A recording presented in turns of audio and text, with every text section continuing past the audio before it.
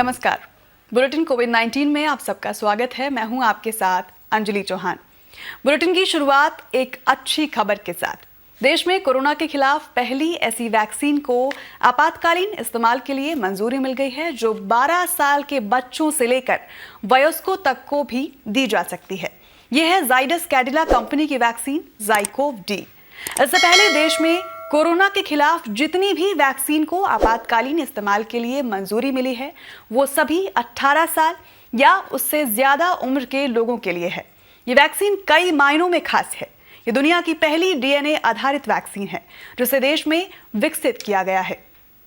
इस वैक्सीन को mission Covid सुरक्षा के अंतर्गत भारत के जैव प्रौद्योगिकी विभाग के साथ मिलकर विकसित किया गया है। कोवैक्सीन के बाद ये दूसरी स्वदेशी वैक्सीन है जिसे आपातकालीन इस्तेमाल की मंजूरी मिली है। खास बात यह है कि ये इंजेक्शन मुक्त वैक्सीन है और इसे फार्माजेट इंजेक्शन फ्री सिस्टम के द्वारा दिया जाता है। इस वैक्सीन की 3 खुराकें दी जाती हैं। दूसरी खुराक 28 और तीसरी 56 दिन पर दी जाती है।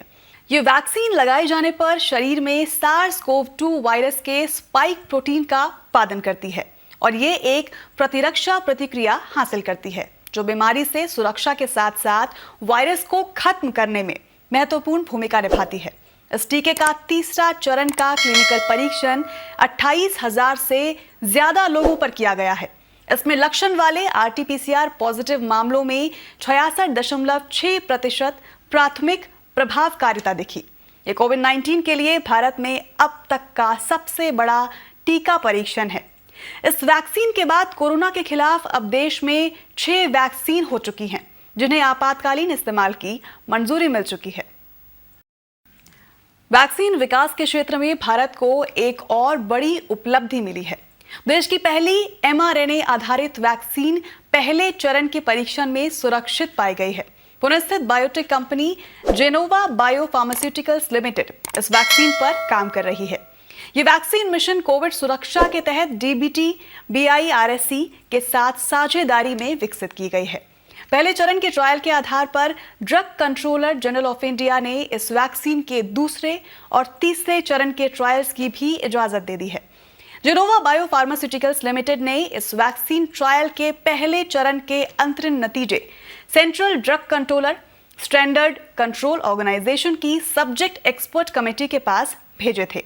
कमेटी ने वैक्सीन के पहले चरण के अंतरिम परिणाम के आंकड़ों की समीक्षा की और पाया कि वैक्सीन सुरक्षित और इम्यूनोजेनिक है। इसके बाद दूसरे और तीसरे चरण के परीक्षण की इजाजत दे दी गई। यह अध्ययन भारत में दूसरे चरण में लगभग 10 से 15 जगहों पर और तीसरे चरण में 22 से 27 जगहों पर किया जाएगा। जेनोवा ने इस अध्ययन के लिए जैव प्रौद्योगिकी विभाग, भारतीय आयुर्विज्ञान अनुसंधान परिषद यानी कि DBT ICMR की क्लिनिकल ट्रायल नेटवर्क साइटों का उपयोग करने की योजना बनाई है।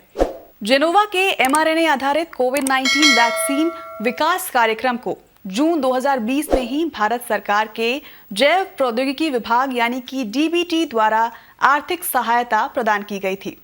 बाद में DBT ने इस कार्यक्रम में मिशन कोविड सुरक्षा के अंतर्गत और अधिक सहायता दी थी। कोरोना वैक्सीनेशन की प्रक्रिया को और भी ज्यादा आसान बनाने और लोगों को ज्यादा सहूलियत देने के लिए सरकार ने अब WhatsApp के जरिए भी वैक्सीन का स्लॉट बुक करने की सुविधा शुरू कर दी है। इसके जरिए नजदीकी वैक्सीनेशन सेंटर के बारे में जानकारी भी ली जा सकती है। ये नई सुविधा MyGov कोरोना हेल्प डेस्क के साथ काम करेगी।